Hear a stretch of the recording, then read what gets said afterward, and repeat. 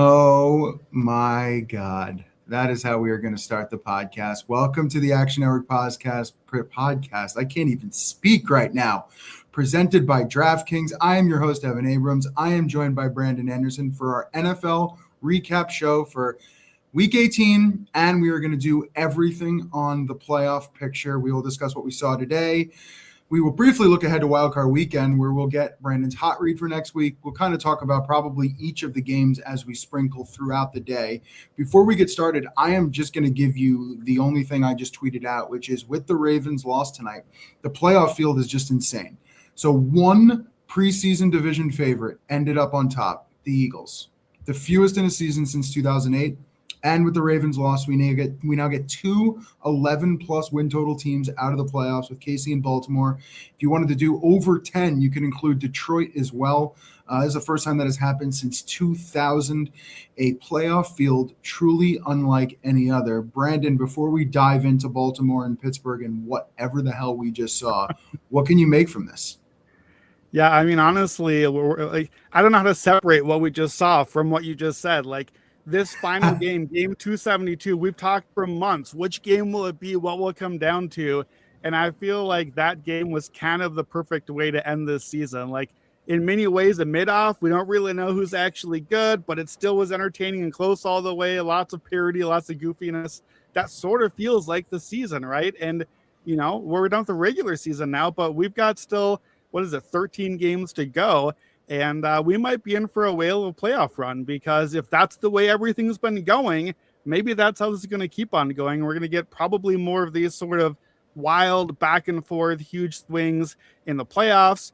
If this is how the regular season has gone with all the underdogs and none of the favorites winning in the divisions, is that what we get now in the playoffs? Also, big picture, when you're looking futures, are you looking at long shots here? I think in one conference, the AFC, you want long shots. I think the good teams are in the NFC, but that also means that there are juicier long shots in the NFC as well. So nothing really makes sense this year. There are no juggernauts waiting to be taken down. There's just a lot of teams that are happy to be here, and we'll see what happens from there. Somebody's going to get hot for a few weeks, and I think it's going to be a very wild ride, much like the whole season has been. Yeah, the juggernauts are Sam Darnold and Bo Nix. And honestly, if that doesn't say what we need to say, I don't know what does. Let's just dive into this. So as a true journalist, I feel like I rewrote my story about 42 times in the fourth quarter. I was pretty sure the Ravens were on top. And of course, you have to delete everything. So the Steelers end up winning the game 26-24. They cover plus 4.5 on close. We got a bunch of Baltimore money right before kick in the last hour or so, which pushed that to 4.5. Total went over 41.5, which honestly looked great to the under. It was like 13-10, what felt like forever. And then we got a slew of touchdowns, a ton at the end there, brings it over the total. I guess the one thing I can say is let's just bring it. To me, without DK Metcalf, the Steelers for 7 quarters looked like the team, and that goes back to the Cleveland game, the team that I thought they would look like without their top target. They weren't efficient downfield. They were trying to do a lot of dink and dunks to get big yardage. And for a while, I said to myself, there's no way they're going to get back in this game if Baltimore does the thing. Well, they did the thing, which felt like twice in this game. So I'm going to toss it back to you before I kind of have my kicker comment here. But what else do you take away from this game? I mean, it was utter chaos. I think both defenses, like the Ravens defense with the Kyle Hamilton injury, they lost Wiggins for a little bit. They were very vulnerable, which turned out to be, a bad deal, letting up the Austin touchdown, etc. But what else can you take from this game, especially with Houston now minus 3.5 in Pittsburgh next Monday night? Yeah, I mean, that's gross. We're going to spend all week trying to talk ourselves into Pittsburgh. You can bank on that right now, because that's the line. That's the line that is just begging you to say, how sure are you about Houston? And we just played the rah-rah spot. We got it over the line, and now we're staring at playoff rah-rah and wondering, does that even exist anymore? 6 straight playoff losses for Tomlin. Yeah, this game felt very much like exactly what the Steelers season was and exactly what the Ravens season was, all smashed into one game, right? Like, this to me, 10 out of 10 Lamar season, just start to finish. We get opening Sunday night, right? Bills and Ravens, this classic 41-40 game, these high moments, huge explosive plays, and then a heartbreaking Ravens loss. And that's exactly where we get to end the season. In the middle, with key injuries to key players and Lamar Jackson disappearing for a while. Did I just tell you about the game or the season? Like, it's the whole entire thing that we got. And then this weird bookending, heartbreaking losses, the way that Ravens seasons are doomed to end lately, where with the Steelers, we have really a pretty good defensive performance for the most part, except for the part where they forgot to cover the only receiver the Ravens have with like a 50-mile radius on the field twice in the fourth quarter on like the exact same thing. So much that looked like a replay. And it's interesting, you know, as we kind of get ready to dig into the playoffs now, these games featuring, you know, this one, and we'll get to the NFC South one, you have to kind of prep both teams for the playoffs because you don't necessarily know who's going to go through. So you're kind of double prepping.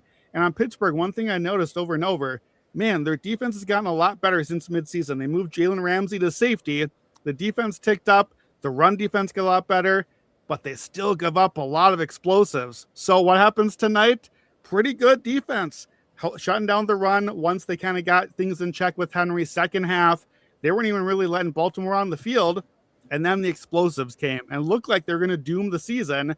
And at one point, the second Baltimore touchdown that got it, I think, to 24-20, I was already ready to pull my hair out. We're on 3 straight hot reads. I had hot read on this game, Steelers 3.5 and under 43.5.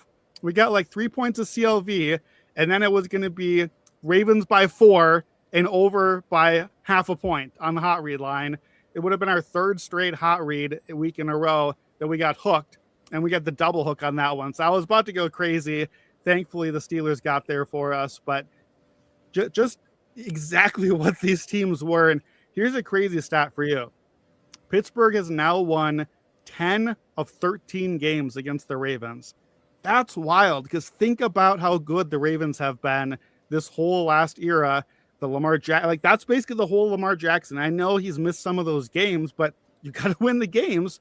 11 of those 13 one-score games. This is what the Ravens and Steelers do. They play these goofy, don't make sense. Like, remember, that was the whole thing with the hot read. I have no analysis here. You just have to bet the underdog. You bet on goofiness. And what do we get? We get like the Plinko bouncing around interception to TJ Watt. We get the missed extra point and the missed field goal at the end. We get the long, weird open touchdowns with slipping down and blown coverages. And then just get both teams tried their darndest to lose the game, and both teams didn't somehow. And I know you have thoughts on the kicker too. So obviously you can't do this game without both kickers. Boswell blows it, then Luke blows it. What are your thoughts on the whole kicking fiasco late? Yeah, so I believe the Boswell extra point center, right? Like, you put the ball in the center and that's how you kick it, and it goes wide right. And then after the Isaiah Likely catch, which at this point we're probably just going to forget, but actually one of the more absurd plays that shouldn't be forgotten in this game is what a great catch, what a great throw, and he got right into the middle of the secondary, like, just a great play. But what I will say is this: when Lamar took the knee, I kind of said to myself, should he be setting up in the center versus taking like the left hash? Or because I always feel like when I watch kickers, it's easier for them to push it, especially it was a decently close kick. And when you center it up, sometimes it's more difficult to go dead center, especially when there's wind. Now, if I've only seen the loop field goal, I believe, once at this point, but it looked pretty bad. It looked like a pretty bad shank. So maybe in this situation, it doesn't matter as much. But I was a little surprised for them to go dead center, because I feel like we always see the misses when he's trying to be very, very accurate to go center, and he just completely shanked it on this one. So that was just my initial analysis there. And I will say one more thing before I give it to you. They did on the broadcast make sure to tell us that pregame, we knew the Catholic priest had come out and blessed the field. I wasn't aware he blessed the side of the end zone that Luke missed on. So if anyone would like to take that to an extra angle or an extra length there, they're more than welcome to. This game had absolutely everything. My wife walked in when this game ended. She's a big Aaron Rodgers fan. I literally had nothing to say. I needed a few minutes to like compose myself. This one was insane, wild. What a fun way to go into an unpredictable, ridiculous playoff picture. But what else do you have with Baltimore and Pittsburgh? Yeah, I don't, neither of us is a kicker. I don't know where you want the ball, but to me, Sure. a non-kicker, I want it down the middle, but it certainly seems like kickers want either one of the hashes the way that they're going to kick it into it. And we just saw the kick missed earlier with Boswell. So I don't know about that. The other thing too, there was like 12 seconds left with the timeout.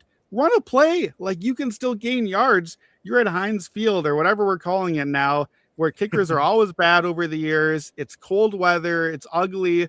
Like we already know kicks are hard. The extra 7 or 10, yards you're going to get, which by the way, you're going to get because Pittsburgh's only trying to keep you out of the end zone. So they're like, sure, have your 8 yards, get tackled, run the clock. Like they're not going to try to stop that. Those 8 yards or whatever you get might have made the difference. I don't know. Again, it's a pretty bad kick. So maybe he's just going to miss it either way, but you never know with the psyche. You never know just how many other domino effects come out of that. The other play we didn't even mention, pretty much everything we've said was like the fourth quarter, which just all went sideways. Before halftime, the Steelers are down 10-3. The Ravens are basically dominating the first half, and the Pittsburgh is just kind of lucky to hang around. And we get the defensive pass interference, I think on purpose, frankly, with like 2 seconds left, because smart play, go ahead and make them prove that they're going to actually go for it. I'm usually an aggressive guy. I'm usually a go for the points guy. I kind of thought Pittsburgh should have taken the field goal, even in this spot. They literally run a play to the left that had no shot, and they get nothing out of it. I don't know about that decision, but like part of the reason you go for fourth down at the goal line is because if you get stopped, you get the other team is stuck on the 2, and now your defense hopefully holds them, and you get the ball back in better field position. None of that matters when it's halftime. Like it's not momentum. You just lost both sides of the coin there. We saw that. What was the game we saw? The Seattle game, I think, where they went for the fourth down early and then ended up getting the ball back at a short field touchdown. So no benefit to that for Pittsburgh. I don't know, man. We said coming into this game, like, would either coach make it through this game? Would the losing quarterback make it through this game? I don't know how can you make a franchise defining decision after that, like goofy flip a coin 1,000 times? I don't know what you do with that. But for the Steelers to win or lose, kind of whatever, being honest. The Steelers not winning the Super Bowl. Maybe they win a game in the playoffs. Maybe they don't. This mattered a lot more to Baltimore. Like, Baltimore had a shot to get in with a run game that was thriving, the defense that was kind of figuring things out, with Lamar Jackson pretty much looking healthy for once in a wide open AFC. It was right there for them. They could have reset the whole season. They're going to have some conversations. Like, they really blew this golden opportunity for them. And Baltimore losing matters way more in this game than it does Pittsburgh winning. Pittsburgh winning is like the pebble into the ocean. Baltimore losing could be a huge tidal wave that might have shaken up everything. And now it's just one more name, like all the others, out of the mix. Yeah, it'd be ironic, though, if DK Metcalf comes back to the team, they look better on offense, and all of a sudden, maybe they make a little bit of a mini run here. But nonetheless, let's keep rolling here. So we're going to do this a little bit by division, and then we're just going to try to group these games together to make it go a little bit faster. So we're going to talk the NFC West right now. I'll do both scores, which is Seattle wins against San Francisco 13-3, covers -2.5 on close. Total under 48.5. And then the Rams played the Cardinals. They won 37-20, cover -14.5 at home, total over 49.5. I'll just say from my perspective, Sam Darnold, even though maybe he didn't have the best game here, I think the turnaround from what we saw his first 6 seasons for what he's done in Minnesota and Seattle, super, super impressive. I mean, 28-7 last 2 years, most straight up wins by any quarterback in the NFL, 23-11 against the spread, also best. Like, he has done a very, very good job at putting Minnesota and Seattle in positions to do well in the playoffs. And that's kind of what we got here. Seattle's got the 1 seed. They've got home field for the 4th time in franchise history. Listen, the team who probably needed the rest, which was San Francisco, doesn't get it. The team like Seattle, who has been, some momentum, looking good, gets the week off. So interesting nonetheless. But what do you take away from these games? Yeah, Seattle's defense, just incredible performance. Yeah. Like, think about the difference. In the last few weeks, we saw Rams Seahawks and we saw Niners Seahawks. take the Seahawks out of it. Those are the two best offenses in the league for the last like 2 months of the season, Rams and Niners in some order. And the Rams put up like 500-600 yards of offense. Matt Stafford was dealing, and then they blew it, and the Seahawks won. This was a very different sort of Seattle win. This was a dominant wire-to-wire win, 361 yards to 173. They doubled up San Fran in yardage. They held this machine of an offense, Kyle Shanahan offense, to 173 yards, 9 first downs, single digits, 36% success rate, and then, of course, just 3 points. Forget all the fancy numbers. 3 points is the least points ever scored by a Kyle Shanahan coach team. It ties for his least since his debut as a coach. Fewest yards ever in the regular season. The only time his team has had less yards was that NFC Championship game when they literally had no quarterback. Like, they ran out of quarterbacks, and they still only had 9 fewer yards in that game than they had this game. A game at home for the 1 seed. And yeah, it really felt deflating for San Fran coming out of that game. Like, your season's not over, but it really felt over after that. The Purdy hit on the very last play, it looks like a stinger on his left side. It shouldn't really affect him. But look, we've seen Purdy take sort of that type of hit. That's the game I just talked about. And if you get a hit like that in the game, you might not get to play again after that. And Mac Jones was not putting this offense in shape the way that Purdy has been. I know he did well, but it's not been that same level. Trent Williams did not play in this game. That mattered. His hamstring injury, that makes him uncertain. To me, those are the two most important players on the team. I know how good Christian McCaffrey is. I know he's not replaceable. You can have a Niners offense worrying the way it should without Trent Williams, without Brock Purdy. And now those two guys are banged up and I have to assume going to play because it's the playoffs, win or go home. But will they finish? Will they finish the game? I don't really know. Seattle's the 1 seed. They don't feel necessarily like they should be the 1 seed, but they did the thing. They got the play. So you think of the Rams game and all those little plays that went their way, the weird 2-point conversion, the different penalties that flew their way. That's all right. You get the win. The win is the win. This was not that. This was a dominant game. It never totally felt comfortable because the scoreline stayed close, but Seattle defense just was amazing. I think Seattle was 0 of 3 in the red zone. So otherwise, this could have been over much earlier and much easier. And that's really what it felt like. So do I trust Darnold coming out of this? No. until he's this winning a Super Bowl, still no. But he didn't make the mistakes because they played on the front foot. This is the Seattle script. Let your defense play well. Stay on the front foot. Let JSN make some plays. And they ran all over the Niners. Like, the Niners defense couldn't get off the field at all and definitely looked like a problem going forward in the playoffs against other real offenses. You're going to play better offenses than Seattle, who really, frankly, has struggled a lot going into this game offensively for like the last couple of months, really. So Seattle now 1 seed at home. They lost their last home playoff game, but that was 2020 season, no fans during the COVID year. I believe they've won 10 straight home playoff games before that one. So 10 straight home playoff games with fans. Seattle's the winner. They're now 2 games away from doing that again and then going back to where they just played, back to San Francisco for the Super Bowl. Wouldn't that be a fun atmosphere? I don't know if there are like local San Francisco type fans going to Super Bowl. That's probably not the sort of people that show up at a game like that. But would we get like local fans rooting against the rival division team? Kind of a weird factor that could play in. But look, if the defense is that good and Darnold only has to make a few plays, can he do that? I think he's earned enough credit, like you said, in the turnaround of his career. So yeah, that was the takeaway there.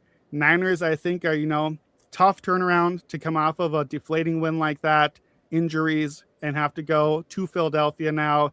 Rams game, not much to say there. They can run up the score whenever they feel like it, and I will have more to say about the Rams when we get to the hot read later. Yeah, and just to be clear, so San Francisco, like you said, in Philadelphia, that line, the Eagles are favored by 3.5 at the moment. And then you've got the Rams, who are now on the road since they didn't win the division, facing the Carolina Panthers. That line was as high as 10.5. now down to 10. At 10.5, it would be the largest road favorite in the playoffs in NFL history. At 10, it matches the Bucks and Washington game back in 2020, won by the Bucks, but only by 8 points. So we will see how that goes there. I will say this, because Stuckey had asked me on the favorites earlier about these really crappy home teams that get a lot of points in the playoffs. Well, they've done kind of decent. I mean, home dogs in the wild card round since 2009 are 10-5-2 against the spread, covered by 3.1 points per game. Home in the wild card, when a 50% win percentage or less, 5-1 against the spread. So, I mean, I think this is a very, very different scenario. We've already seen Rams-Panthers. So we will get to your hot read and all of your opinions on these games later, but I figure I would toss that in. All right, let's keep rolling here. You have something else?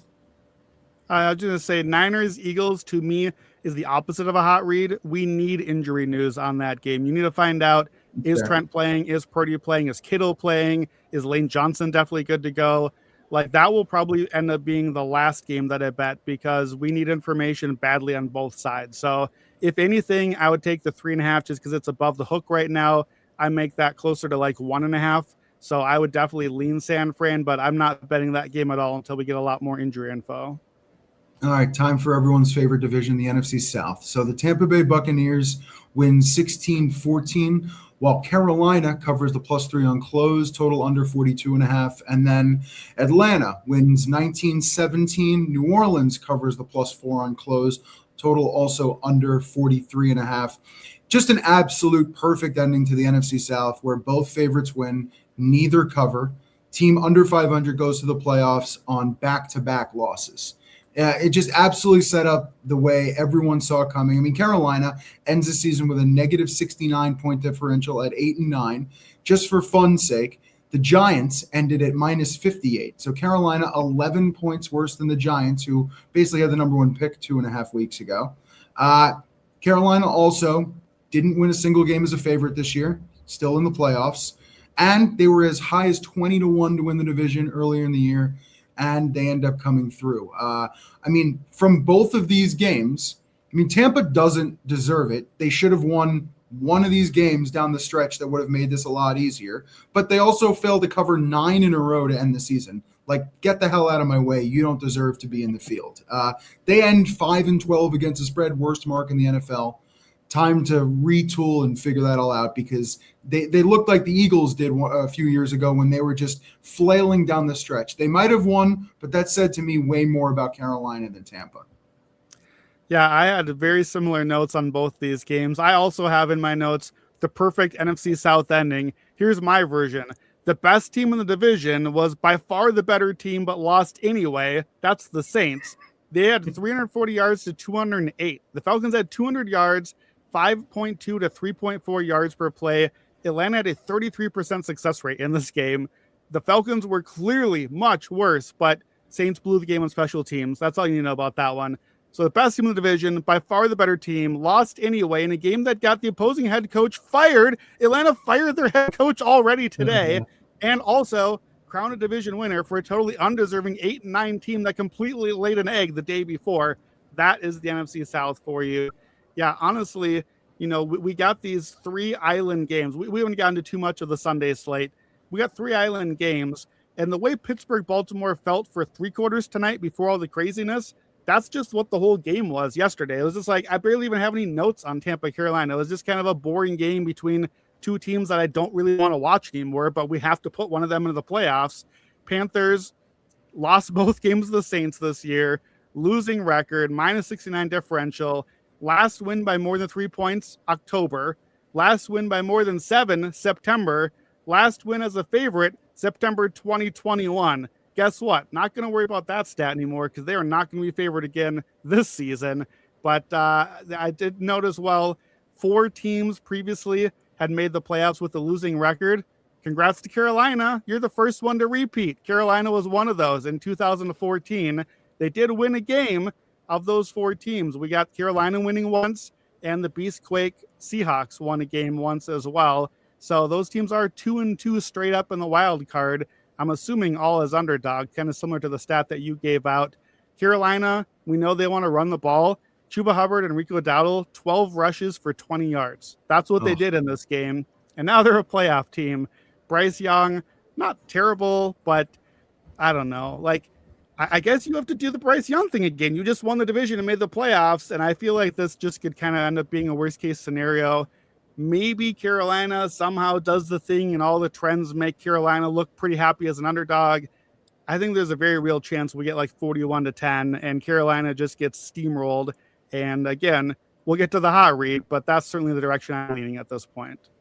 Yeah, I got nothing much to say here. I mean, I think Tyler Shuck just deserves 5 seconds of. I mean, he finished 7-2 against the spread, while New Orleans went 2-6 ATS without him. Like, he obviously made them a much better team down the stretch. So going into next year, I do think he's a formidable option for them, especially doing this today against Atlanta without Olave. So a bunch of things there, but yeah. Get this whole division out of my face, and hopefully Carolina doesn't do much to advance them. All right, let's keep rolling here. So the Chargers, we're going to do the 1 seed right now, which is basically Chargers, Denver, Miami, New England. So Denver wins the game 19-3. They cover the minus 15.5 on close. That line got up to 15.5 before kickoff today. Total under 37.5. And then New England wins 38-10. Cover minus 14.5 at home, total over 44.5. I feel like the majority of my time spent here would be on Denver if they were playing this week, but they're not. But I still cannot understand anything about Denver. Like, they weren't covering the entire time. They were basically shouldn't have covered the game in general if any other quarterback who is competent is in this game. They're now 3-9 against the spread as a favorite this year. Their defense is good, but again, they just allowed 34 and 26 to Jacksonville and Green Bay. So show me an actual offense, and then we can make an opinion of it. But obviously, statistically, I do have to say their defense is good. But listen, they closed as 29-point favorites in their last 2 games, and they scored 39 total points. So I think we just need to see who their opponent is, and we can kind of go from there. From the Chargers standpoint, they just needed rest. Like, this is why they did this. Herbert needed a week. Like, if they could have had a bye and they would have been in this situation, it would have been great. Well, they created their own bye. So I feel like this was the best thing possible for them before they face New England. Right now, they are a 3.5-point underdog in New England next Sunday night, which should be a fascinating, amazing game. Those 2 teams have a lot of history. So what do you take away from at least that game? Yeah, Chargers, Broncos. I checked in with 13 minutes left in the game. Both teams were under 200 yards. The only touchdown score in the game was a tipped pick 6 that my guy Trey Lance threw. Trey, not a great game. We're not doing well with NDSU former quarterbacks trying a Week 18 backups against the Broncos scenario. That was Carson Wentz last year, 38-0, I think that one. So at least Trey Lance got 3 points this year, so he's 1 up on Carson. Bo Nix, here's the numbers for the game. Negative EPA, 1.1 average depth of target. Come on. God. Get a real quarterback. What are you doing? Minus 13 completion over expected, despite the fact that he's throwing it as far as I can reach for the entire game, and he's still not completing the passes. Like, that screams to me, we're just not going to play football. You can't beat us. And I guess that did the job in this game. But we finished with Denver, quote, winning the success rate battle 35-28%. Those are shameful, disgusting success rate numbers. And look, Denver's defense, honestly, has not had great metrics for like half of a season now. Denver gets kind of put into the Seattle-Houston tier of defenses. And I know it's hard to say when they just held a team to 3 points and like 3 yards of play, that's not a great defense, but it's the backups and no offensive line. Denver's defense is not really holding up to what they're supposed to be. They're not in that upper echelon tier. They're not even top 10 in a lot of the metrics in the second half of the season. Denver has stayed as good as they've been in the records with obviously the 1-score wins, but also because the offense has leveled up and made it a more balanced team. They're more like a top 10 offense and a top 10 defense now, but not a top 3 defense anymore if they ever were. This was not a top 10 offense. This was the real offense doing absolutely nothing against the Chargers team that wasn't really trying that much in the game. We've talked about this on other Broncos games. We gave Nick's credit on a really good game. What are you doing with the training wheels in like a freebie win to try to get some confidence at home going into the playoffs? How are we going to bet on a team that's the 1 seed with a 1.1 ADOT quarterback going into the game that like can't even get the training wheels off to throw real passes? I know like there people have asked, I saw on Twitter, this is the least inspiring 1 seed since ...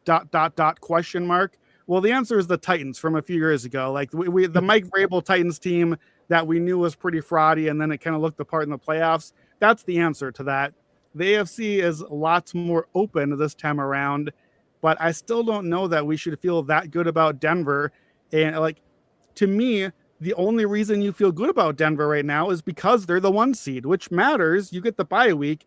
But if you just like randomly shuffled up the playoffs and gave us matchups, would we really feel better about Denver against like the Chargers, against the Patriots, against the Jags or the Texans? If you just put those 2 teams on a neutral, I'm not really sure Denver is favored by much, if at all, in a lot of those matchups. They're the 1 seed. It counts, but not a lot of inspiration here, kind of much like the whole season, kind of the classic way for Denver to clinch the 1 seed. This is who they are. Yeah, and my feeling is whoever wins in the wild card round and goes to face Denver, we're going to see that team play well. So I think a lot of the people who are going to be looking to bet on those games, and I assume the spread will be reasonable because I just don't see how you can make Denver a larger favorite. You're going to have people saying momentum and all these different types of things for whoever that opponent is. So it'll be fascinating whatever Denver opens at home in that first playoff game. But I think the more interesting thing, at least because it's right here, is the Chargers in New England. So we're talking about both of them, but New England did everything they needed to do. Typical Drake May game, 14 of 18, 191, a touchdown, and then see you later. Nothing else you need to be doing in this game. And because I guess he didn't play more and we saw Stafford in the later window, basically loses the MVP favorite market as Stafford is now the favorite to an MVP, a complete flip after what? We watched him demolish Arizona. It's a whole conversation for another day. But either way, fascinating nonetheless, based off the fact that New England finally goes up against what I want to call as a reasonably favorable opponent here in terms of someone who is, a difficult play versus not Quinn Ewers. So I do think Chargers off some rest offer them some competition in this game. But again, New England's lost 3 games this year, all of them at home. They're undefeated on the road. So with that being said, New England had an unbelievably impressive season where, I'll just give you this. They were 14-3, 12-5 against the spread. They entered the year as the first team since their division realignment in 2002 to see their win total jump 4+ games year to year from both their previous win total and their previous games won. Like, expectations were ridiculously through the roof. And they're the ones, and they're the 2 seed. Vrabel's probably going to win Coach of the Year. Like, it was an unbelievable job. But the playoffs are a different story. So it'll be fascinating how they go up against Harbaugh next week. Yeah, neither one of these teams has been super, super tested. And you can only play who's in front of you. But you're going to hear a lot of talk, as you have already, about just the terrible schedule that the Patriots faced all year. Yeah. The only team they played all year that was a lock for the playoffs coming into this weekend was the 2 Bills games. They played Baltimore and Pittsburgh. They played Carolina and Tampa. Those were all the teams that were fighting these garbage games to get into the playoffs. Buffalo is it, and Buffalo has not been the usual Buffalo either, and they split those games. So we just don't really know a lot who the Patriots are, but I'm not sure we're going to have the answer after a Chargers playoff game either, because Chargers are 3-2 against playoff teams, but I believe all 5 of those games, 43 points or below. Herbert has not played well in these games against the playoffs. On the whole, Chargers have been really bad offensively in those games against top teams, but really good defensively.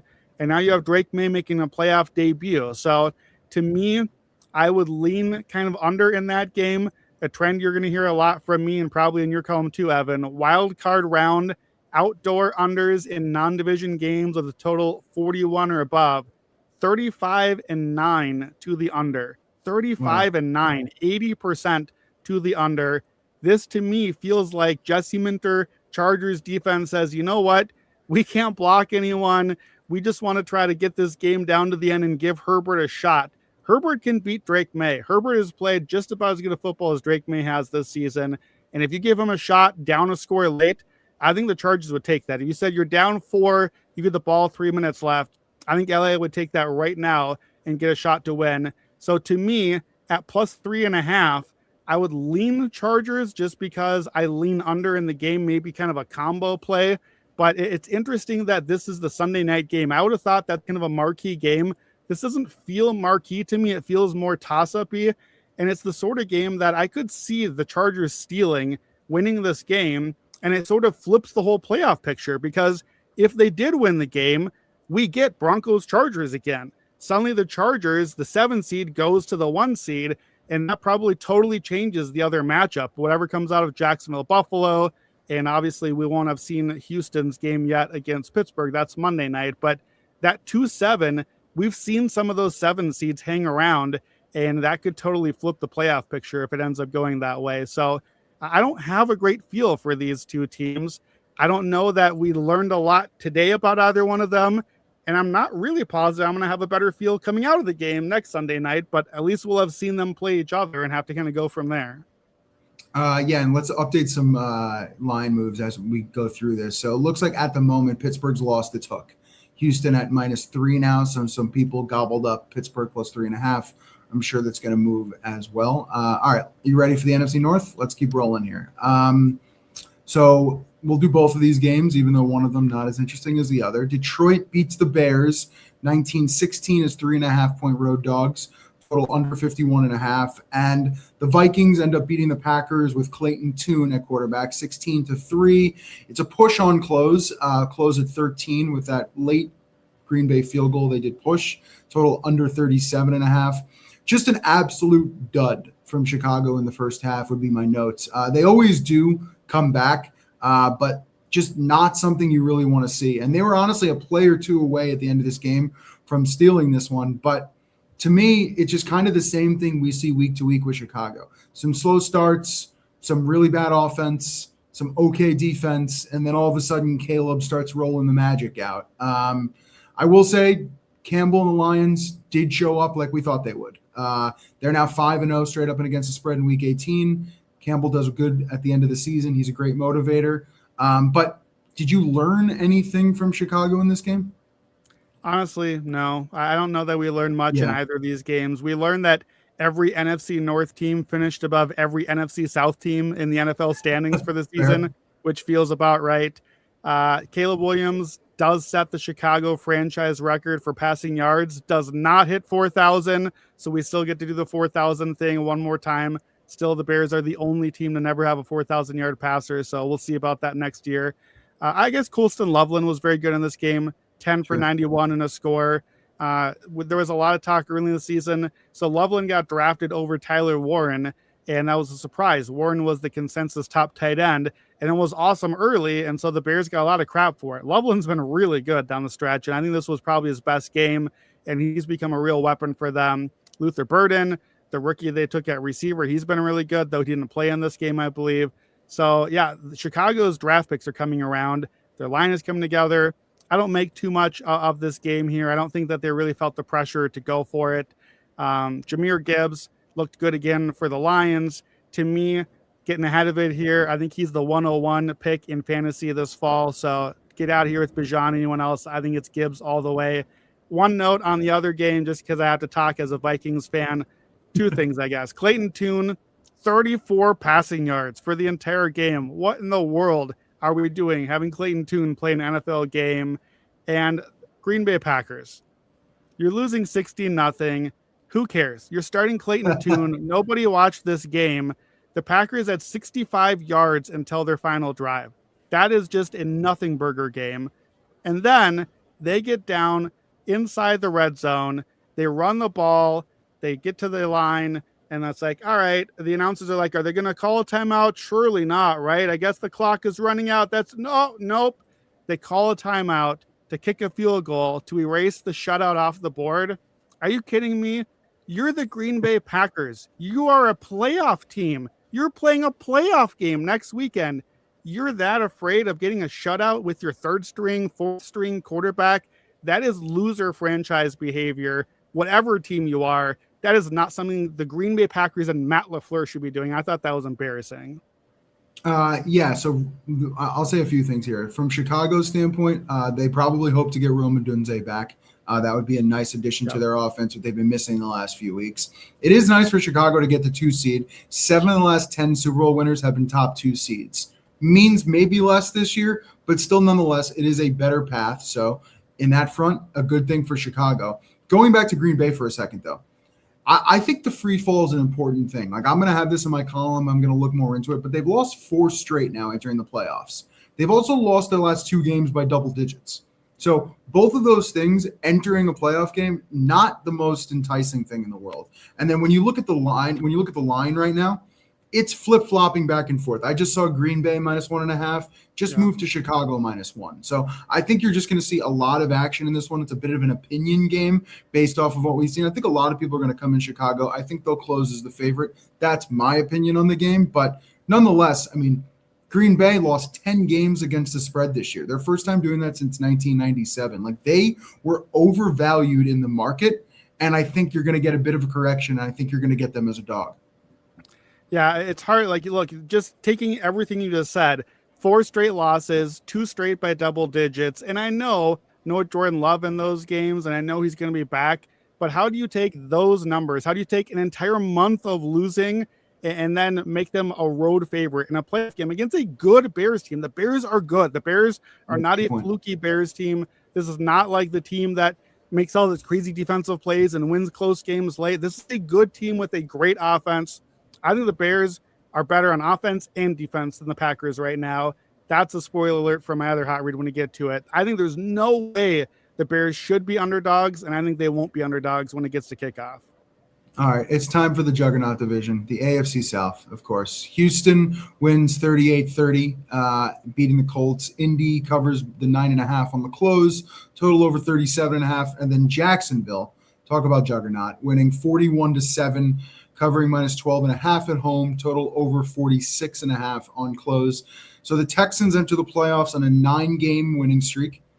They allowed 30 points today for the first time since Week 17 versus Baltimore last season, and that was against Riley Leonard. So maybe a fluke in that sense, but either way, their defense, as always, very stellar. And then on Jacksonville's side, 13-4 to their team total over this year, best mark in the NFL. And they finished 12-5 against the spread, best ATS mark in franchise history. And then on Jacksonville's side, they've won 8 straight up and against the spread. They've scored 23+ in 10 straight games entering the playoffs, and their defense allowed 20 or less in 6 straight. Right now, Jacksonville, over anything, looks like the absolute juggernaut. Now, let me just give you the current lines as they sit. So right now, Houston sitting -3 in Pittsburgh. And from Jacksonville's standpoint, they are now +1.5 at home against Buffalo. So what do you make of the AFC South and some of this picture stuff? Yeah, not a ton on either one of these games. I thought it was very weird that Houston seemed so nonchalant. Like, I understand Jacksonville is way up, so the division is gone. If I'm Houston, I still want to get into the 4-5 game. They get to play the Steelers now, where Houston is a more than a field goal favorite, depending on the line. That's a huge swing versus falling one spot. They would have ended up playing Jacksonville instead, which I think is a much, much harder matchup. These are 2 teams, Houston and Jacksonville, that have been among the hottest teams in the league. I think Houston is on a 9-game win streak, Jacksonville 8-game win streak. So these are the hottest teams. And I'll say this, beyond these 2 games, and I guess other note on Jacksonville's game, Brandon Allen, my goodness, how awful can you be as a backup quarterback? So Cam Ward, rushing touchdown, 7-0 for the Titans, but he hurts his shoulder, and that's it for him. Brandon Allen comes in on 32 passing plays, minus 0.78 EPA per play. I didn't even know the EPA could go that low. This is like Will Levis and everyone left the team. Like, Titans fans, now maybe you can see how good Cam Ward has been this year when you see what it looks like when it's not Cam Ward out there. So I think Tennessee can feel okay going into the future. Jacksonville dominated. Davis Mills saved the Texans. I've been hyping Houston for a couple months now as this is the team. We love the defense. We love D'Amico.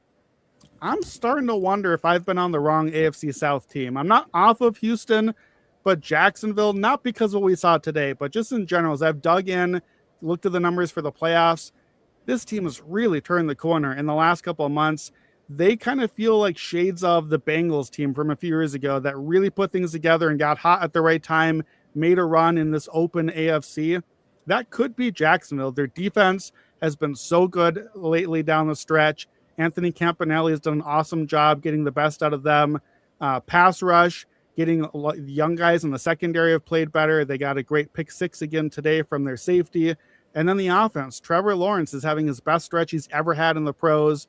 They can't run the ball. So that's interesting because here you have Jacksonville against Buffalo. Buffalo can't stop the run. Jacksonville can't run the ball. So it's a very fascinating matchup, Jacksonville-Buffalo, because Buffalo only wants to run, but Jacksonville's been amazing against the run this season. So to me, I know I saw in the comments here, Tim is on the over on Bills Jacksonville.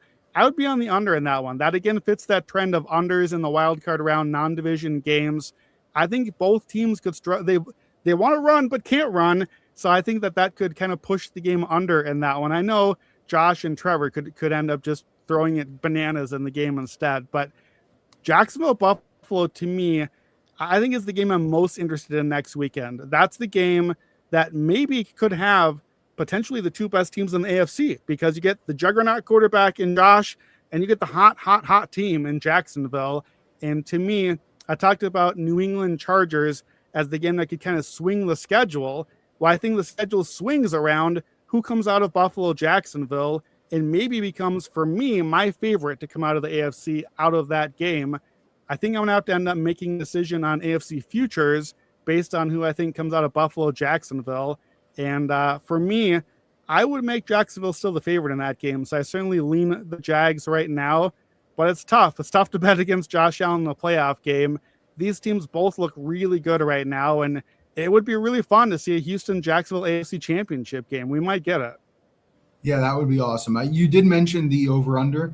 So 51.5 for Buffalo and Jacksonville, which is currently 5 points higher than any other over-under this weekend. So that is a little perspective on where they predict that game to go. So I agree. I would probably first look under there. It just feels super, super high for a playoff game that I would assume would have a little bit of tightness with the way Buffalo likes to run the ball. And I don't expect Trevor Lawrence and them to just air it out. I think it's a little bit more conservative in the way they handle that game, but we will see. All right. You ready to keep rolling here? Let's move. All right, we're just going to do some scores here. So Buffalo wins 35-8 over the Jets, cover minus 13.5 at home, total over 39.5. Really only takeaway is the absurdity of the Jets. No interceptions on defense this year, 4 total takeaways in every game, 3 less than any other team in NFL history. Just an absolute abysmal end to the season. From Buffalo's standpoint, good way to finish Highmark Stadium. Last game there potentially, depending on what the playoff picture looks like. No kicker situation in Buffalo is definitely going to be a problem. That's something they've got to figure out before next weekend. They were going for 2-point conversions left and right. And with Derrick Henry tonight not getting there, it looks like James Cook will win the rushing title. He was 80-1 in the preseason, so that is a nice hit there. All right. Washington beats the Eagles 24-17 as 3-point road dogs on close. That opened like 7.5, 8, but obviously no Hurts. They sat all the starters. Total over 38.5. Philly treated this as a preseason game, and Washington has treated every game down the stretch as like a fight. They went 4-2 ATS in their last 6. They looked good there. The Eagles just continue to show that their offense is not in sync, even with Tanner McKee today. 6-11 to their team total over this year, tied for the worst mark in the NFC with the Bucs. So that is something that will have to change. All right, keep rolling here. Cleveland beats the Bengals 20-18 as a 9-point road underdog. Total under 47.5. Miles gets his sack record, of course, in the 18th game, and there is some great stats out there about how many snaps on defense it took him to get to that mark, about 80, 90, even 100 less than Strahan and Watt did. So very, very impressive from Miles' standpoint. Burrow, 5-8 straight up versus the AFC North in the last 3 seasons. Just yuck. Cowboys, Giants win the game 34-17 as 3-point home underdogs on close. Total goes over 50.5, which it almost always does with Dallas games. Cowboys in the season, 16-1 to the over in the first half, just absolutely insane. Dallas was 13-4 to the over, best mark in the NFL. And then from the Giants standpoint, this one is the one that I'm a Giants fan at heart, and this last 3 seasons, they are 9-36 in the first 16 weeks of the season, and now 4-2 in week 17 and 18, doing exactly what they had to do to move back to the 5th pick. And finally, and I know this is the game Brandon wishes was first in our rundown, but Vegas beats the Chiefs 14-12, cover plus 3.5 on close at home, total under 35.5. Both teams did their jobs. No touchdowns, 4 different quarterbacks played. The teams went 7 of 33 on third down. From Kansas City's standpoint, though, this is their 9th loss as a favorite this year. We haven't seen a team lose 9+ games outright as a favorite in the regular season since Washington in 1988. That is the history that will change KC's franchise going into next year. Huge, huge turnaround there. All right.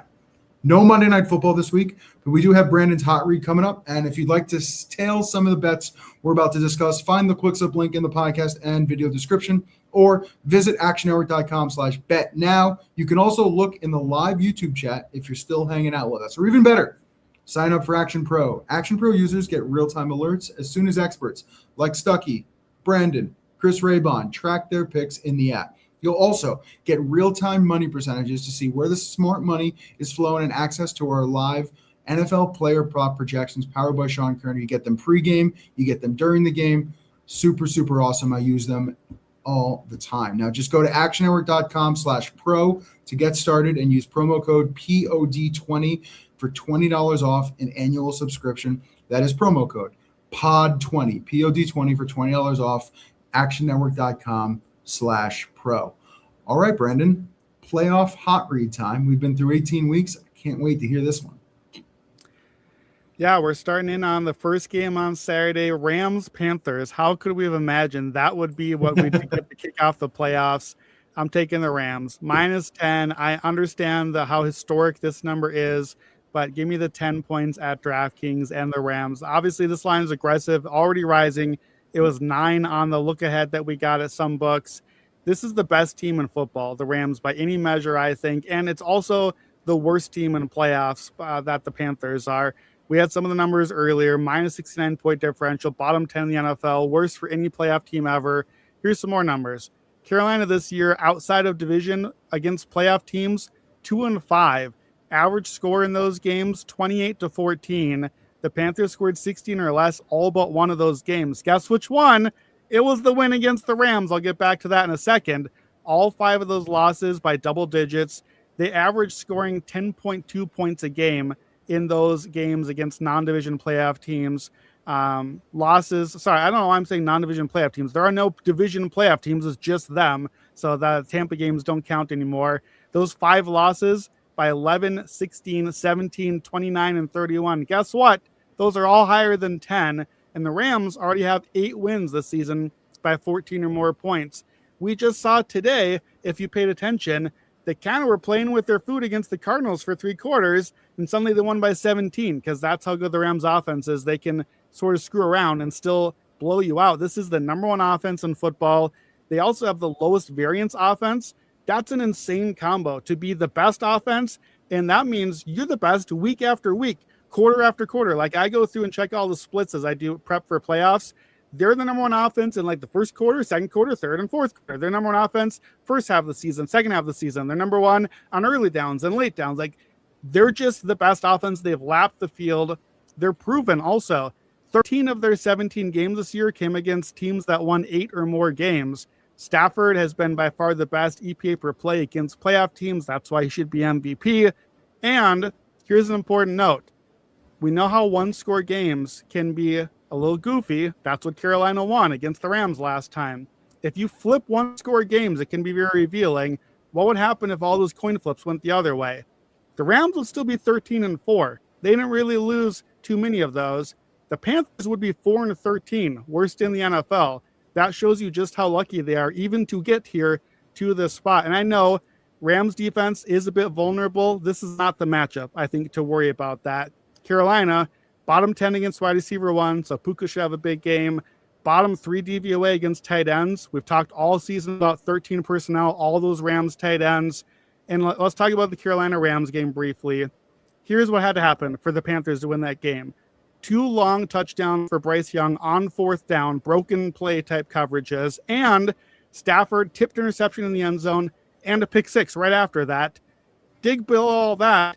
Rams 61 to 39% success rate, 76% success rate on the ground. I think they'll run all over the Panthers in this game. They only even made it to third down 5 times the entire game. They're going to do anything they want offensively. If anything, we have this game and we shouldn't be afraid of the Rams. We should know all the better how much clearly better they are as a team. We got the stat, Evan, that you gave out about the sub 500 teams. I know we have that one. I always lean that direction. Here are some stats that go the other way. Wildcard hosts that missed last year's playoffs, 14 and 30 ATS, 32%. That would be the Panthers. Road wildcard teams on a one game winning streak. That's the Rams, 16, 4 and 1, 80% cover rate. Teams that pretty much either needed to win to get in or probably tried to win to improve their position. That's what the Rams were. To me, Rams -10 and a laugher. Get ready to ride the escalator. I honestly see like a 41-10 game coming here, and I think Stafford is going to do anything he wants. The Rams running backs will do anything they want. I don't think this one's close at all. Yeah, and you didn't even use these 2 words, and honestly, they may not need them, but Devontae Adams might be back in this one as well, which would be a nice addition. But again, maybe you just sit him and wait for the next one, or maybe he's out there as like doesn't need to do much, decoy, et cetera, et cetera. So Rams -10. And one more update, because I know your next one is Green Bay, Chicago. Green Bay now -1.5 on the road against Chicago. So that line is ping-ponging a ton. So what do you like in that game? It is back and forth, and I'm just going to go ahead and take the Bears money line. I see a -104 right now, and we kind of already gave this one out. I just think there's no way the Packers should be favored in Chicago. I don't think they will be by the time we get to kickoff. I think Chicago is the better team on offense and defense right now. And frankly, I make this Chicago by over a field goal at home. So I would have them the better team with home field advantage. That's how the lines go. Packers rushing offense has faded down the stretch. Their line is injured. The Bears line is like top 3 in the NFL right now, and the rushing offense has been great. So we're going to get this Chicago cold weather Saturday night atmosphere. Running the ball will be premium. That's Bears' advantage. Packers defense, bottom 10 DVOA the last 6 games, fading very hard since the Micah Parsons injury and all the other guys missing.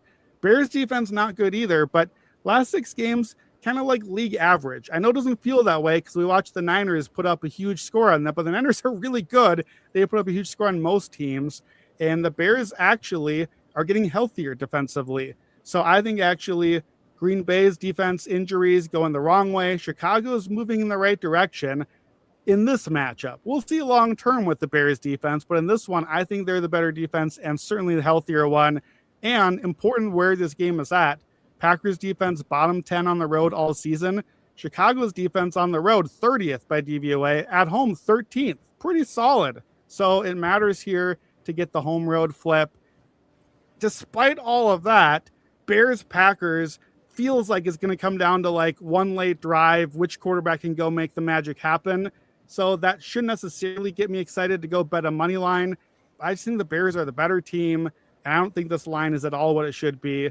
I don't think they'll be home dogs when we get there. So at -104, I'll just take the money line. And I think we get this to, I don't know. I think this closes maybe more like Bears -2. We're not going to hit the key number on the other side, but I think they'll be a solid favorite by the time we get there. What do you think?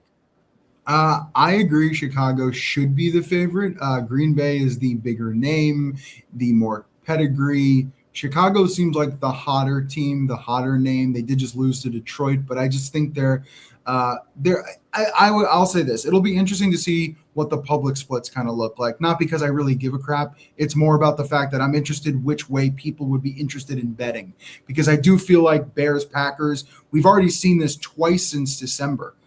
So I believe it's the first time we're ever going to have 3 meetings this late into the season. So we have a lot of data to look at entering this matchup. So I'm just fascinated which way people will be betting it. But to me, I'm kind of with you on Chicago, and I'm a guy that has a bunch of Green Bay Super Bowl tickets. But honestly, I feel like I tore up kind of a quarter of those tickets a little while ago because I don't know how much faith I have with the injuries that they've gone through. All right.